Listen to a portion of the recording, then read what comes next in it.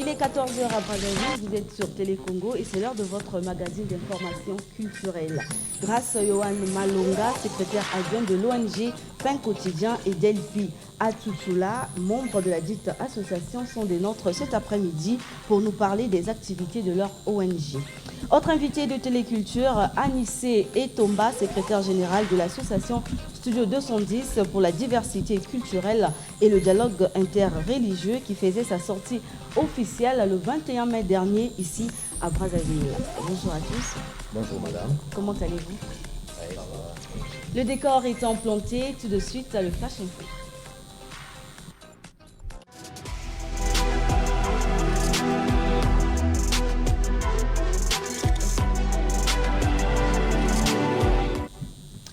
Au Flash Info de ce samedi 24 mai 2025, l'actualité en rétro, c'est la grande opération d'assainissement organisée au Centre national de radio et de télévision CNR TV le 17 mai dernier. Une opération réussie avec en tête les directeurs généraux de l'assainissement Yvon Kaba et de la télévision nationale André Ondélé. Reportage Bartel Ponzou et Marielle Bakatoula. Répondant à l'appel du directeur général de la télévision nationale congolaise, André Ondélé, en matière de salubrité, les agents du CNR TV, Centre national de radio et télévision, sont venus nombreux le 17 mai pour assainir leur milieu professionnel. Avec des balais à la main, machettes, dépoussiéreurs télescopiques et autres kits de nettoyage, les journalistes et techniciens, avec l'apport de la Direction générale de l'assainissement, ont nettoyé de fond en comble toutes les surfaces internes et externes du CNR TV. Le geste symbolique à la télévision, mais ce n'est qu'un geste noble, parce que la télévision nationale, c'est tout un monument, c'est une histoire pour notre pays, vous en savez mieux que moi. Le DG ici présent en sait davantage. Donc organiser ce travail d'assainissement au siège de la télé, où nous avions vu même d'autres médias, que ce soit des médias en ligne, des web et tout ça, sont venus pour assainir le CNR TV. Mais c'est fantastique, ça traduit le vivre ensemble justement. La santé vaut mieux que tout. Donc nous travaillons pour que ceux qui sont par exemple à Télé Congo aussi, afin qu'ils travaillent dans un environnement propice aussi. Et pour pousser aussi à d'autres personnes qui sont encore en réserve. Nous ne sommes pas venus ici pour la politique ou bien comment, mais nous impliquons pour des questions qui traitent sur des problématiques qui minent la société. Cette pratique d'hygiène lutte contre la propagation des maladies tout en favorisant le bien-être physique et mental des employés. Nous apprécions l'initiative de la Direction générale de l'assainissement. C'est une journée retroussant les manches. Et donc nous sommes là pour ça. Il faut qu'on garde le lustre d'antan. Cette initiative de salubrité portée par André Ondélé, directeur général de la télévision nationale congolaise dite Télé Congo, n'est pas la première du genre. Elle est une manière de contribuer à la bonne gouvernance de l'assainissement urbain en République du Congo. Créé officiellement le 8 avril dernier avec pour devise au service de la diversité culturelle et du dialogue interreligieux, l'ASDCIR, entendu Association Studio 210 pour la diversité culturelle et le dialogue interreligieux, a fait sa sortie officielle mercredi 21 mai à l'occasion de la journée mondiale pour la diversité culturelle, le dialogue et le développement avec le soutien du ministre de l'Industrie culturelle, avec le soutien du ministère de l'Industrie culturelle, touristique, artistique et des loisirs. Justine Marielle Nzinga.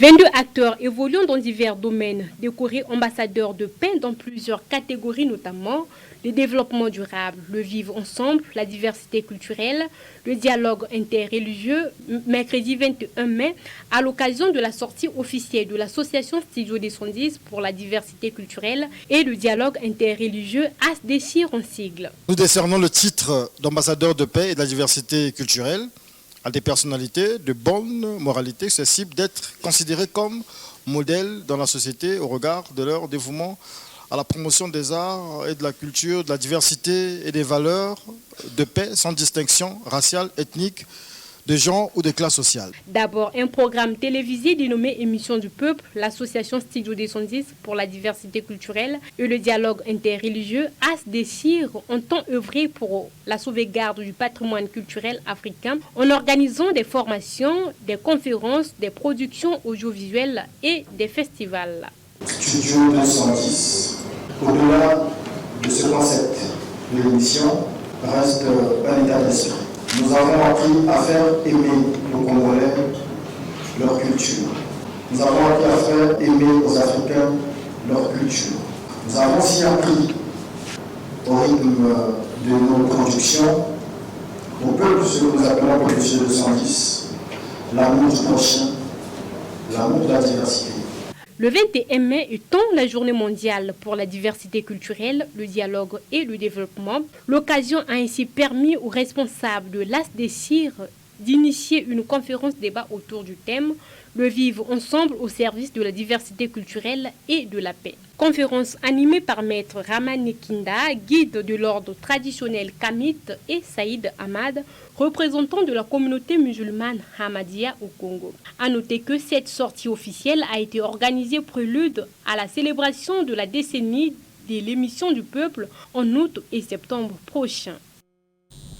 Le ministre de l'Industrie culturelle, touristique, artistique et des loisirs, Lydie Pongo, réaffirme son attachement indéfectible à la préservation, la promotion et la valorisation de toutes les expressions culturelles qui font la beauté du Congo. Engagement exprimé ce mercredi 21 mai dernier par Lys Pascal Moussodi, directeur du cabinet du ministre cité, lors de la sortie officielle de l'ASDECIR. Une fois de plus, Justine Marielle Zinga. Belle ambiance dans l'auditorium de la bibliothèque universitaire à l'occasion de la célébration de la journée mondiale de la diversité culturelle, du dialogue et du développement avec pour invité surprise de web humoristes avec un excellent talent d'imitateur. Un jeune ambitieux. Tu n'appelles pas le procureur. Du rire à grands éclats dans cette salle bondée de monde. La prise de parole de Lys Pascal Moussodi, directeur de cabinet du ministre de l'Industrie culturelle, touristique, artistique et des loisirs, pour donner le temps à cette célébration à laquelle est couplée la sortie officielle de l'association Studio 210 pour la diversité culturelle et le dialogue interreligieux. Alors que le monde entier célèbre la journée mondiale de la diversité culturelle pour le dialogue et le développement, en cette journée est symbolique. Nous réaffirmons notre attachement indéfectible à la préservation, à la promotion et à la valorisation de toutes les expressions culturelles qui font la beauté du Congo. Pascal Moussodi a par la même occasion reçu l'écharpe et le certificat d'ambassadeur de paix et de la promotion des arts, de la culture et de la diversité destiné au ministre de la tutelle, Lydie Pongo. Au nom donc de Madame le ministre, j'aimerais remercier l'initiateur, sinon le porteur de cette initiative, M. Chevry Diaz. Prochain rendez-vous, mai 2026, mais en attendant cette année, la célébration de la décennie Studio 210 en août et septembre prochain. Retour sur le Salon international de la tech et de l'innovation de l'Afrique centrale, OSIAN 2025, organisé du 13 au 16 mai dernier à Brazzaville. Notre rédaction a fait réagir quelques participants. Suivez. Après 4 jours de travaux entre conférences, formations, tribunes et expositions, ceci dans le but d'accélérer la transformation numérique de l'Afrique centrale et son intégration dans l'économie digitale mondiale, les participants au Salon OSIAN 9e édition se sont séparés vendredi 16 mai au Palais des Congrès de Brazzaville. Cette édition, qui a réuni 15 pays et mobilisé plus de 2000 visiteurs, ne pouvait que susciter des réactions. Ce qui m'a vraiment intéressé, c'est le centre d'excellence pour les énergies renouvelables et l'efficacité énergétique. Déjà, c'est un centre de recherche congolais qui parle, qui fait de la recherche précisément de notre environnement au Congo-Brazzaville. Déjà, personnellement, c'était une expérience merveilleuse parce que j'ai participé à l'hackathon organisé par OSIAN et Akeni. Et nous avons passé 48 heures sans dormir où on faisait que coder pour avoir une application. Il fallait concevoir une application pour une fondation. Et j'ai passé un très bon moment pendant l'hackathon. Malheureusement, j'ai perdu, mais j'ai acquis beaucoup d'expérience. Lancé en 2017, le Salon international de la tech et de l'innovation de l'Afrique centrale est considéré comme le rendez-vous incontournable qui rassemble les principaux acteurs du secteur pour échanger sur les bonnes pratiques de la révolution numérique. L'édition 2025, rappelons-le, a eu pour thème « Transformons nos défis en opportunités ». C'est par ce reportage que nous mettons un terme à ce Flash Info.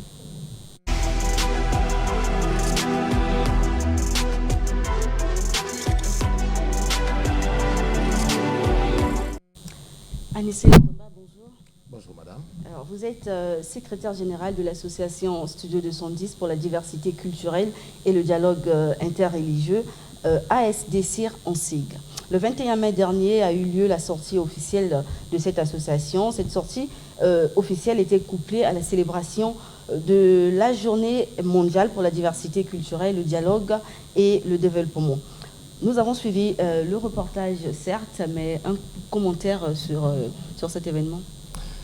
Madame, vous me voyez aujourd'hui très fier, très honoré et heureux en même temps, parce que cet événement a été une vraie réussite. D'abord, je tiens à remercier tous ceux qui ont répondu à notre invitation, à commencer par les deux ministères, le ministère de l'Industrie culturelle, touristique, artistique et des loisirs, qui a été représenté par son directeur de cabinet, et également le ministère des Affaires sociales, de la solidarité et de l'action humanitaire, qui a été également représenté par son directeur de cabinet. Vous voyez là que même nos autorités tiennent à cœur, sont vraiment intéressés à ce qui se fait dans le domaine de la culture. En tout cas, la salle était bondée, nos amis de la presse étaient là également, tous les culturels, les humoristes, les écrivains, les hommes de Dieu, les pasteurs, les maîtres spirituels. En tout cas, l'esprit de Studio 210 a vraiment régné au cours de cette activité. En tout cas, nous en sommes très fiers. D'accord. Alors, la sortie officielle de l'ASDCIR annonce les couleurs de la célébration des 10 ans du programme télévisé Studio 210 prévu au mois d'août. Comment se passent les préparatifs? Alors, il faut commencer par souligner que l'association Studio 210, comme le nom l'indique, est une émanation de l'émission Studio 210. L'association a été créée en avril 2025, le 8 avril 2025, mais l'émission, elle a commencé en 2015, en novembre 2015. Donc en 2025, l'émission totalisera 10 ans d'existence. 10 ans dans la diversité culturelle, 10 ans dans ce domaine, c'est pas rien.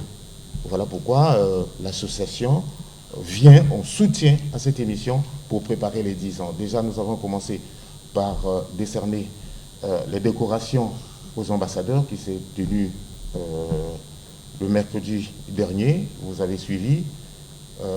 21 personnalités ont été distinguées ambassadeurs de la paix.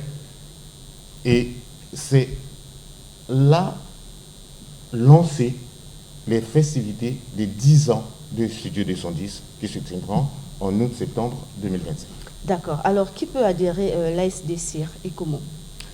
Bon, l'ASDCIR, comme vous voyez, c'est ouverte à toute personne morale ou physique qui adhère aux aspirations de Studio 210. Si vous suivez l'émission Studio 210, vous vous rendrez compte que tout le monde passe, des écrivains, des philosophes, des juristes, des artistes musiciens, des artistes plasticiens, les religieux, tout le monde a sa place dans le Studio 210. Donc si vous êtes pour la diversité culturelle, si vous œuvrez pour la sauvegarde ou la protection de notre patrimoine culturel, vous êtes la bienvenue dans Studio 210. En tout cas, nous sommes ouverts à tout le monde, que vous soyez congolais ou étranger. Studio 210, l'association Studio 210 pour la diversité culturelle et le dialogue interreligieux est pour vous.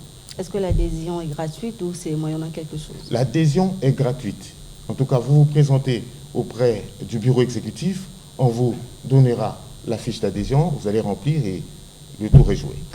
Merci beaucoup Anissé et Tomba. Un contact pour ceux qui voudront bien soutenir le 10e anniversaire du Studio 210. Alors, pour soutenir l'émission, les 10 ans du Studio 210, il y a un contact. Vous appelez seulement au numéro 06 706 32 32.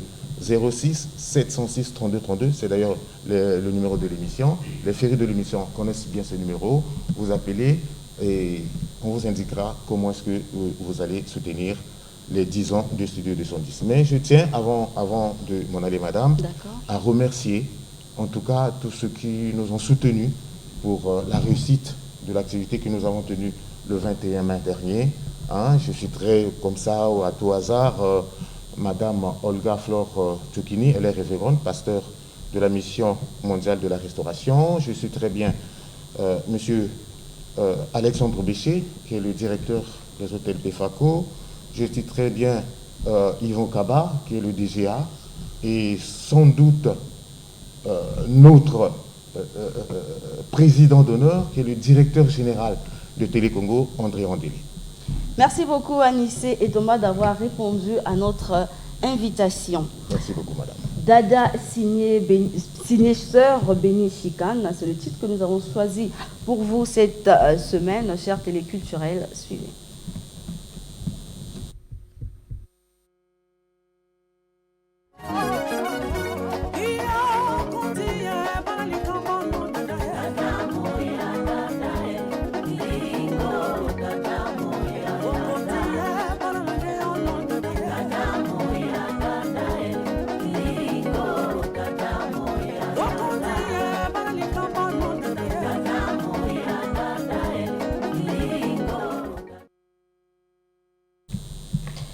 Jancy Ndjembi nous a rejoint sur ce plateau. Bonjour. Bonjour. Alors, qu'en est-il de l'agenda culturel, l'agenda des arts? Chers téléculturels, bonjour. Notez pour les rendez-vous que l'Institut français du Congo organise aujourd'hui même, 24 mai 2025, à partir de 17h, le festival Moté Bob avec plusieurs artistes. Vous êtes conviés, soyez nombreux. Notez également que le lancement officiel du coin des adolescentes est prévu le vendredi 30 mai 2025 à partir de 12h30 à la Maison Russe avec pour thème « Les ados face aux défis de la société ». Un rendez-vous à ne pas manquer. Toujours au Centre culturel russe, 2 grands rendez-vous de slam à ne pas manquer. Le 5 juin 2025 à partir de 18h se tiendra le spectacle de Saint-Nathanaël des Lettres. Et le 7 juin 2025, à partir de 13h, la grande finale de la 4e édition de la compétition de slam Alexandre Pouchkine, autour du thème Épopée et énigmes du Congo. Voilà, c'était l'agenda culturel. Merci de nous avoir suivis et à très bientôt. Merci Jancy Ndjembi. Grace Matondo, vous êtes secrétaire adjoint de l'ONG Pain Quotidien. Dites-nous quelles sont les missions de votre ONG. Merci beaucoup, madame. Le Pain Quotidien, justement, est une ONG qui travaille dans le domaine du social. Et donc, si vous me permettez, je vais quand même prendre un passage, puisque nous parlons du Seigneur. Dans Matthieu 22, à partir du verset 34, il est dit ceci.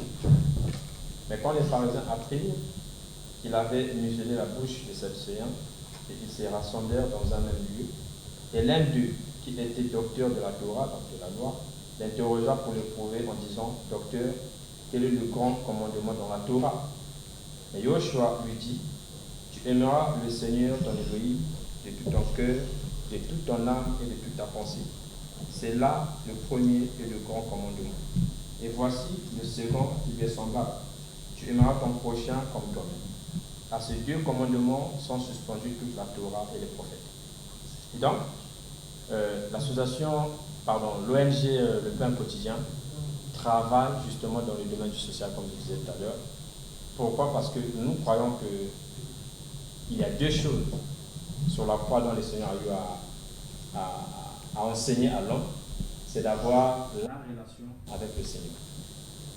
Et en même temps, avoir la relation envers son prochain. Donc tu aimeras le Seigneur, ensuite tu aimeras ton prochain. On ne peut pas prétendre aimer le Seigneur qu'on n'a jamais vu physiquement, et ne pas aimer le prochain qu'on voit tous les jours.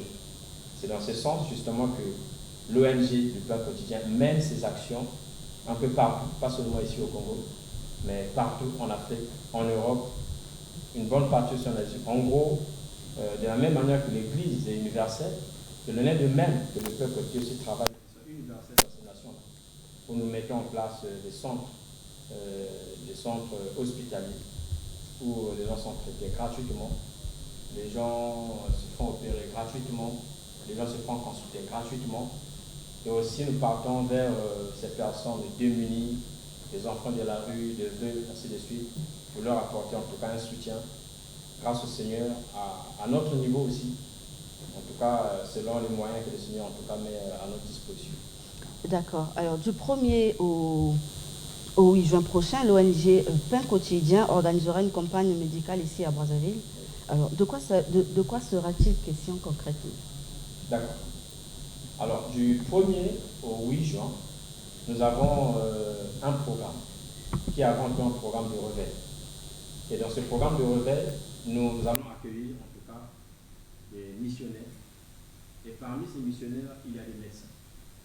Il y a des médecins qui sont des spécialistes dans plusieurs secteurs liés à la santé. Et donc, on a souhaité que durant ce programme-là, on puisse organiser des consultations gratuites au cercle culturel sur la Boutonce. Et donc, le matin, à partir peut-être de 9h30, nous allons recevoir des malades. En tout cas, peu importe sa confession religieuse, peu importe sa nationalité, nous sommes ouverts, nous recevons tout le monde.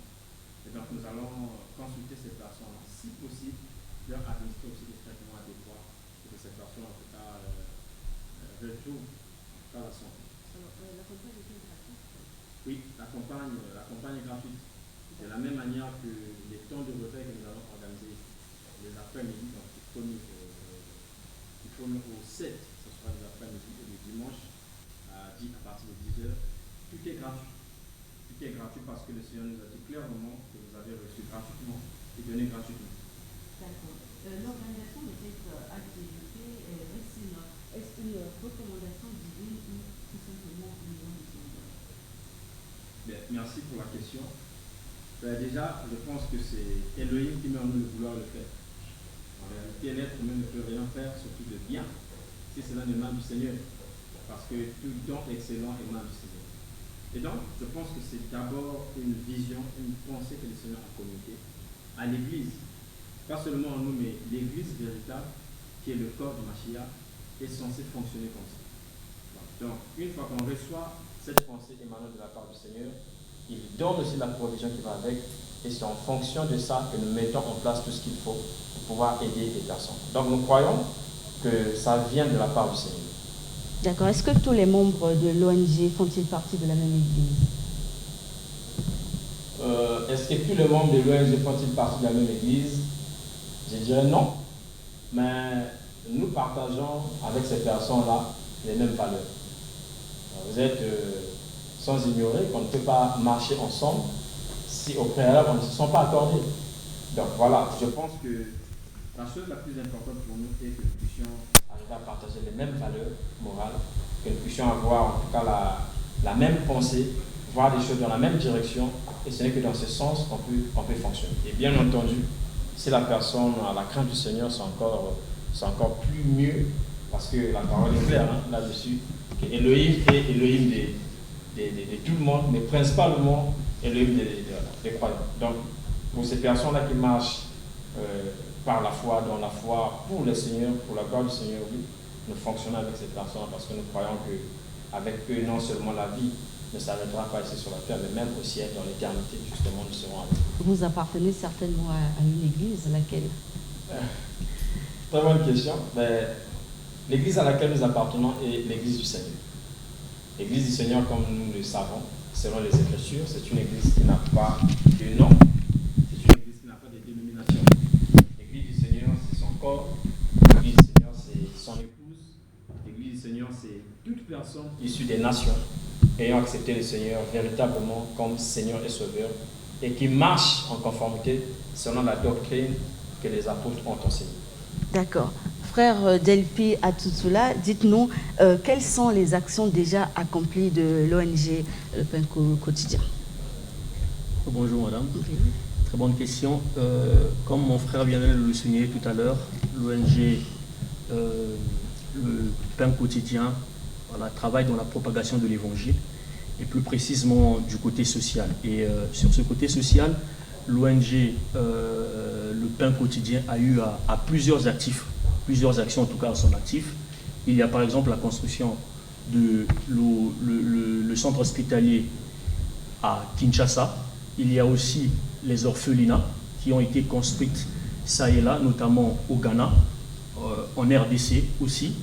Et au jour d'aujourd'hui, nous parlons de la mise en place d'un dispensaire ici à Brazzaville qui sera certainement inauguré dans les jours à venir. Donc ensemble, voilà, il y a plusieurs réalisations qui ont été déjà faites par le Pain Quotidien. Voilà. Alors, est-ce qu'on peut avoir le déroulé de ces réunions? Ok. Alors, le déroulé de ces réunions, déjà qu'on va se réunir au cercle culturel Sonny Laboutonsi, du 1er jusqu'au 8. Et donc, le matin, il y aura des consultations médicales à partir de 9h. Et l'après-midi, vers 15h, il y aura des réunions de réveil. Voilà. D'accord. Est-ce que, nous sommes pratiquement vers la fin de cet entretien.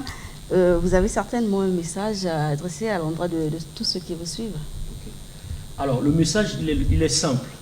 Le message, c'est de pouvoir venir, d'abord, premièrement, se faire consulter pour toutes ces personnes qui ont du mal à s'offrir des soins de santé de qualité. Et le deuxième message serait de véritablement recevoir le Seigneur. Parce que nous ne sommes pas censés ignorer que le monde va vers sa fin. Et le plus important pour l'homme, c'est de pouvoir recevoir le Seigneur.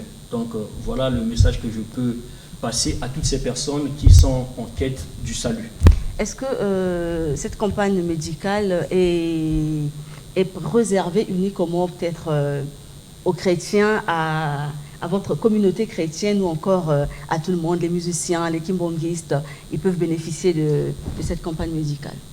Sans exception aucune, toute personne est invitée à pouvoir venir se faire consulter. Voilà. Donc il n'y a pas de distinction, il n'y a pas passez-moi l'expression, il n'y a pas de racisme là-dedans. En tout cas, que tu sois musicien, que tu sois d'une autre communauté, que tu sois handicapé, que tu sois malade, que tu sois... En tout cas, toutes ces personnes qui ont besoin des soins de santé, venez, le Seigneur fera grâce. Et les frères et sœurs qui sont là, médecins, vont vous recevoir et vont vous administrer aux besoins, le traitement qu'il faut par rapport à la pathologie. Merci beaucoup, frère Delpi Atutula. Grâce Matondo, un rappel du lieu où se déroulera la campagne. Alors, la campagne, comme a su le dire mon frère, la campagne se déroulera au cercle culturel Sonny Laboutonsi, à la Glacière. Donc, nous savons que la référence est la Revicita. Et donc, nous serons là-bas dès le matin pour mettre en place tout ce qu'il y a à faire, à mettre. Et nous serons là, bien entendu, pour accueillir en tout cas toute personne désireuse de pouvoir recevoir ces soins et partager ce bon moment. Alors, pour les réunions de réveil, il y aura certainement la prière, il y a l'adoration. Est-ce que vous avez prévu inviter des groupes de chant qui viendront vous accompagner? Alors, très bonne question. Nous n'avons pas invité des groupes de chant. Pourquoi? Parce que nous croyons que devant le Seigneur, une personne qui est née de nouveau, réellement convertie, est une adoratrice du Seigneur. Dans Jean chapitre 4, la parole est claire, l'heure vient, elle est déjà venue, où les vrais adorateurs adoreront le Père en esprit en vérité. On n'a pas dit l'heure vient, elle est déjà venue, ou les chanteurs, ou les artistes musiciens chrétiens. On parle des adorateurs. Voilà. Et l'adoration... Mais le chant, c'est une manière d'adorer le Seigneur. Bien entendu, nous serons tous là en train d'adorer le Seigneur. D'accord. On va adorer le Seigneur ensemble. Oui. D'accord, nous sommes à la fin. Un dernier mot. Alors le dernier mot, c'est comme a dit mon frère, en tout cas, nous invitons la population de Brazzaville, sinon le peuple congolais, à venir passer ces beaux moments avec nous. Nous croyons que par la grâce du Seigneur, au-delà de ces traitements que les médecins peuvent donner, il y a le Seigneur qui est capable de guérir même les maladies les plus mystiques que ce soit. Donc, nous appelons tout le monde à venir communier avec nous, passer ce bon moment avec nous. Et nous croyons par la grâce Seigneur que le cœur vont se convertir au Père. Merci beaucoup, frère Grace Matondo et Delpi Atutula, d'avoir répondu à notre invitation. Ça a été un plaisir pour nous de vous recevoir sur ce plateau. Merci à toute l'équipe technique de ce samedi. Je vois Rivelin Sou, Isis Onyange Bizwako, Ralph Okemba et Maïla. Merci à vous de nous avoir suivis, chers téléculturels. On se dit au revoir et à samedi prochain.